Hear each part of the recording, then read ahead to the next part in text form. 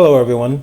My name is Righteous Rob, and today I am here to talk to you about war games. Man, I don't know about y'all, but to me, that was a pretty damn good war games. I see some people complaining about it, and I'm like, why? What's wrong with you? like, like I know one match to me was definitely. I think it was just objectively bad. I'm not gonna lie. I think we all know what match that is, but I thought this was good. But anyways, I'll get down to the details of what happened. Survivor Series War Games 2025. First up, we have the Women's War Games match. We have our players Lash Legend, Nia Jax, Kairi Sane, Asuka, Becky Lynch versus Charlotte Flair, Io Sky, Alexa Bliss, Rhea Ripley, and AJ Lee. This is her first match in War Games, I believe. Um, this was good. This was definitely better than the women's War Games match from last year. I remember last year being a bit more botchy. There was almost a botch by Io, but she's so professional.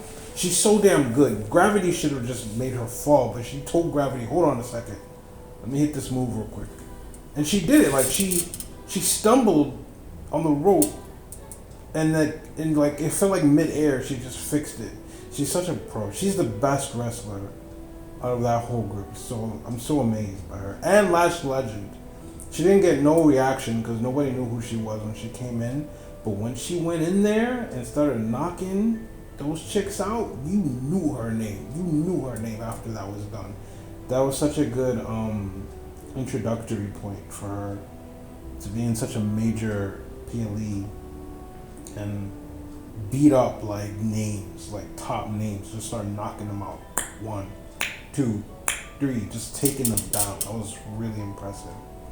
And it was so smart how they did it because she was not OP, but she's stacked. Her power level is stacked. So they had Asuka, missed her in the eyes.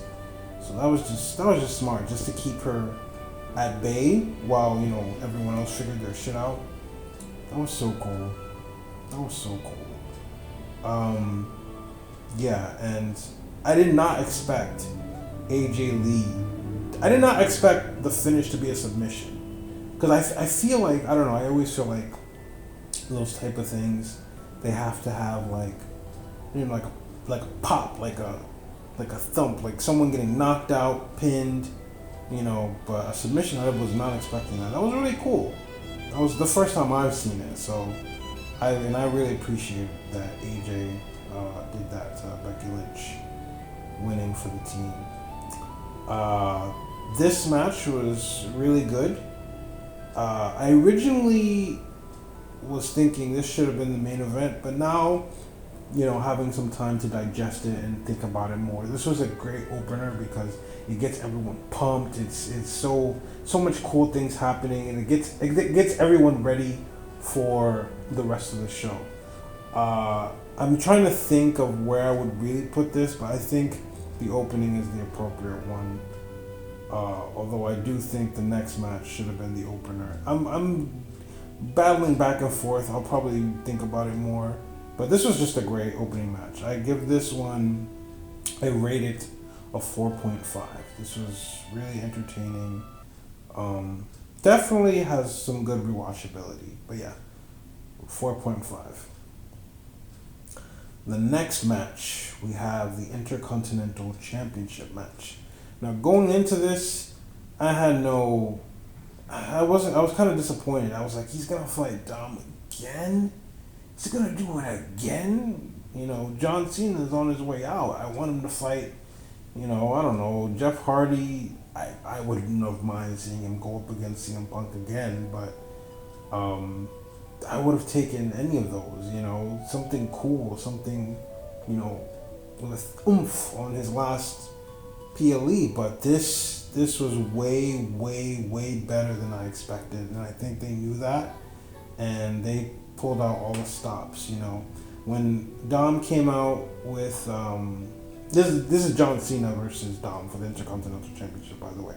So when Dom came out with Raquel and Roxanne, I was like, okay, it's something. You know, I'm glad it's different. I'm glad he's coming out with two people. It's something different. I just didn't want it to be exactly the same as when they fought on Raw. You know, I'm glad like, okay, you guys two managers that's gonna fuck around and try to, you know, mess up the match. I was like, I appreciated that. And then Cena came out and it was like, oh, it was kind of emotional. You know, most of my, not I'm saying most of my life, but for a long, long time, since around the time I started watching wrestling, I hated Cena. Like, I didn't hate him at first, but I started to. I think like a couple years after I started watching, and when he would beat up my favorites and win all the time, oh my god, I fucking hated this man. But I've grown to respect him, and I noticed the hard work he puts in, and you know he visits those sick kids, and I really appreciate the time and effort and work he's put into this character, or himself being in this character.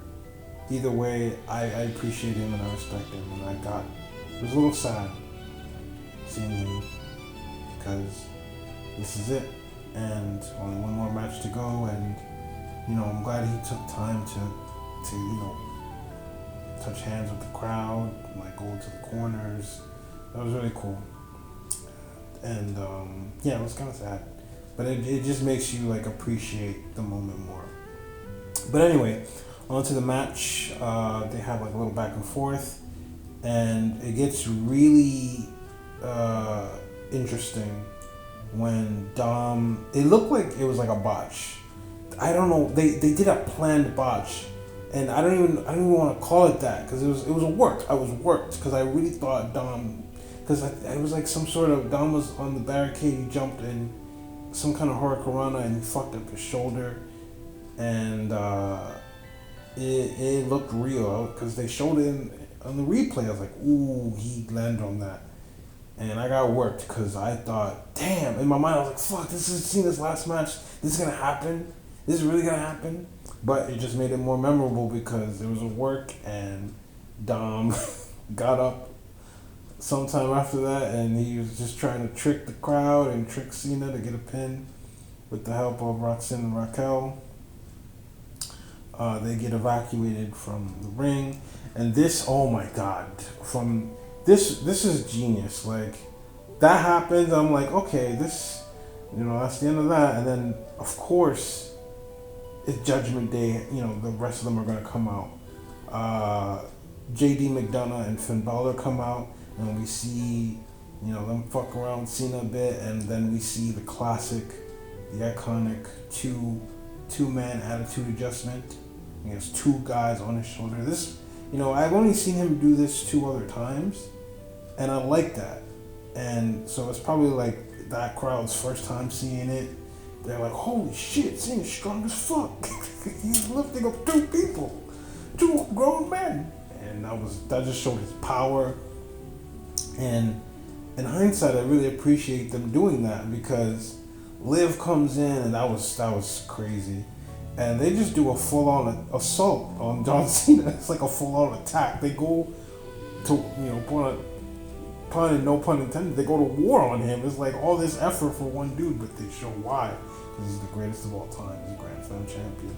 That whole callback with Liv Morgan with the eyes, the same thing that Cena did in Elimination Chamber of this year, that was such karma. That was like a perfect poetic karma, but like passing the torch in a way. Like, I'm hyped on Judgment Day now. I never gave a flying fuck about them for like the longest time, but I'm hyped on them now.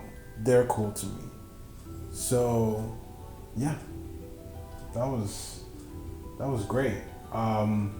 I'm going to give it a 5.1. That was, yeah. Dom wins, by the way, with the help of Liv Morgan. Dom wins. And yeah, I give it a 5.1 because That was damn good.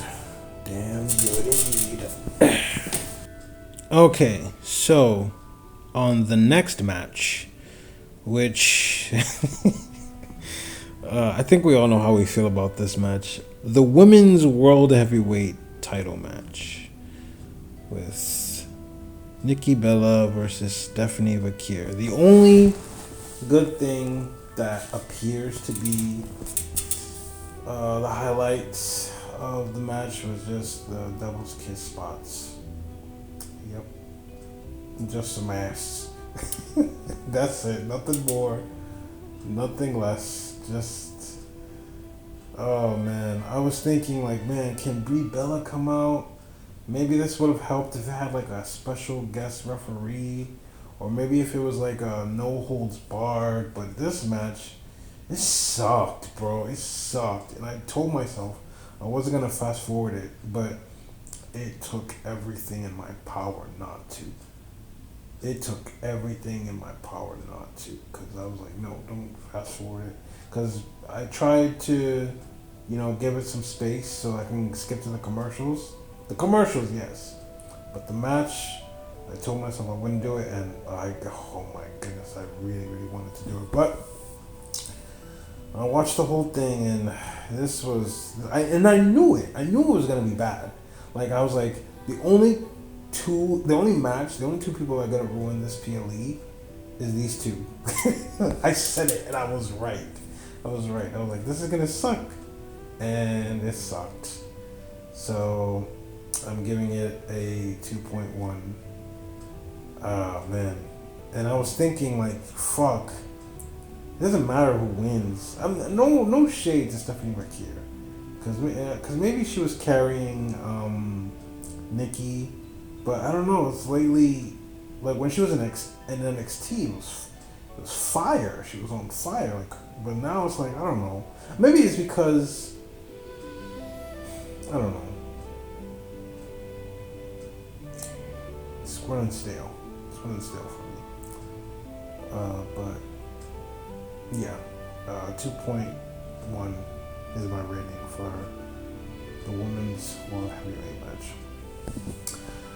Okay, now for the main event, the men's War Games match, where we have Logan Paul, Braun Breaker, Bronson Reed, Drew McIntyre, Brock Lesnar versus CM Punk, Cody Rhodes, Jimmy and Jey Uso, and the Tribal Chief, Roman Reigns. They have been glazing Roman Reigns up a lot lately. They've been building him up a lot, which makes sense because he has lost the last two WrestleManias. He's lost, and he's a big star now. So this match was really good, and I knew they were gonna lose. I knew the good guys were gonna lose. I just knew it because I was like the pattern. Because the good guys won in the first match, the bad guys won in the John Cena Liv match. John Cena and Dom match.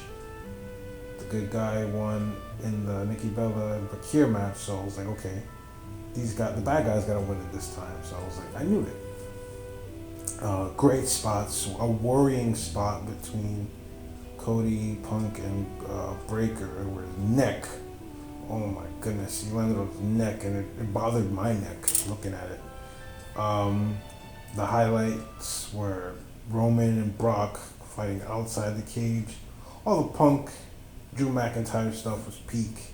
It was like nostalgia for me, even though it just happened last year, their feud. But seeing it this year, I was like, oh, this is beautiful. This is like seeing Drew McIntyre and CM Punk fight in the corner for like a rated R Quentin Tarantino movie. And then you had Jimmy Uso fucking around with Bronson Reed. That felt like, I don't know, like a Disney film. It was just crazy how all these things happen in the same ring.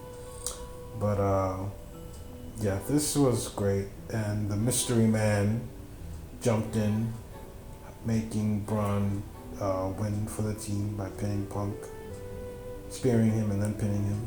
I was like, who is that? I was like, well, for a split second I thought it was Seth Rollins, but I was like, that's not Seth. I'm thinking Randy Orton, Dolph Ziggler. A lot of people are saying Austin Theory. It'd be cool if it was Jeff Hardy, but yeah, this match was really good. I love the fact that Roman and Punk are good, and it makes sense because they teamed up last year. You know, they won, and they teamed up again this year, and you know they didn't betray each other. They worked together just fine. And I like that Roman is still pissy at Cody, and Cody's still pissy at Roman. I love that they have tension still, but not Roman and Punk. I don't know. That little detail I really appreciated because, like, for Roman, he always gets betrayed by, you know, people that he's fought with in the past. Although he did team up with Cody in Bad Blood, but then again, Cody took his, you know, damn title away. So that's like a different story. But then again, Roman said CM Punk ruined his life. So I don't. It's okay. Now it's a little confusing the more I think about it, but. Maybe this leads to a triple threat for WrestleMania. I hope so, because I've been wanting Cody and Punk to main event night 2 for WrestleMania, and I don't care where Brock goes or Roman goes, but those are their big top players, especially Roman now. And I guess having Roman, and I was thinking about Roman, Cody, and Punk before, and I was like, no, it's just a rehash of last year. Or not last year, this year, because it was Seth, Punk, and Roman. But then again, they already did a rehash when they did Cody and Roman twice. So I was like, okay, I'm rambling, but Cody, Punk, and Roman for main event night 2 for WrestleMania 42 sounds great. That's just my long-winded way of saying that. That sounds like a great idea. Anyway, the men's War Games match, I give it a 4.4. Overall, I had a really good time. This was really engaging, and this was like the first time like I wanted to fast forward in time. Like I want to see the Royal Rumble already. Like I want to see what happens next in the Royal Rumble, because quite frankly, and I think we all know this now, Raw and SmackDown are trash. Yep. Raw and SmackDown are trash. NXT seems to be the only really great show out of the two. I don't know what happened. I think people, but you know, in a recent interview, like Punk kind of revealed that, you know, nobody really cares or tries to, because they're still getting the same amount of large pay. So there's no reason to like go hard, like in promos or in matches. Everybody kind of going through the motions, but the PLEs to me are always good because they move stories forward significantly. So even if the wrestlers or performers are phoning it in, quote unquote, it's still good because I want to know what happens next. Like that fucking mystery man. What is going to happen next? Who is that? I want to know who that is. What's next for AJ Lee? Like stuff like this, like keeps me invested. Like a soap opera, I want to know what happens next. I'm engaged. I want to know what's going to go with these characters. So, yeah, even though the weekly shows are trash, I believe the PLEs are really good on a formulaic, fundamental level where it's like there's always going to be something happen that's going to make you want to tune in at the very least. I'll still tune in to the shows, of course. I'm not saying just because they're trash, I'm not going to watch it. There's always that hope that, okay, this show might be good. Like when Cena fought Dom for the first time, that Raw was good. That Raw was pretty solid, actually. It's not as good as how it was in the old days, but I'm rambling again. Anyway, yeah, the men's War Games match was a 4.4. Overall, I give this a grade B. I give this a solid B. Really enjoyed myself. I had fun. Yeah, and I can't wait for the Royal Rumble. I want January to get here. Screw Christmas. Give me the Royal Rumble. Anyway, that's all done of my yammering. Thank you guys for listening, and I will catch you guys next time. Peace.